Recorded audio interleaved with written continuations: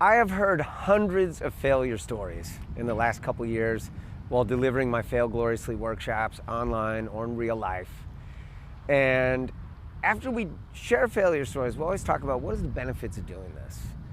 And recently I had one participant say, it was so nice to really mine the learnings and really dig deeper in the failure together as a group and mine there, and how much gold was in there beyond just the initial learning that I might have had from my own failure, but as a group diving in.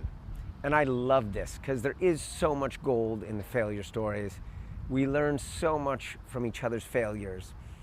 And if we have an environment where we can actually share these and really dive in and mine it for gold, we create a place where people instantly get connected, because people get connected when they're being open and vulnerable, and we get attracted to those kind of people, and we create this amazing energy in the group. Like, I love to see what happens when people share, is this instant warm fuzzy feeling.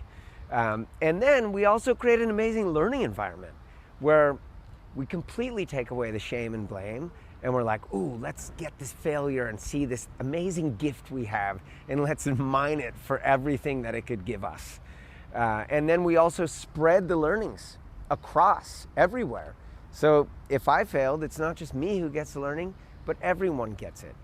And we get to get it for all it's worth. So I would just encourage you, share your failure stories, mine them for gold. Don't just give up after the initial learning, and see what comes out. And let me know how it goes.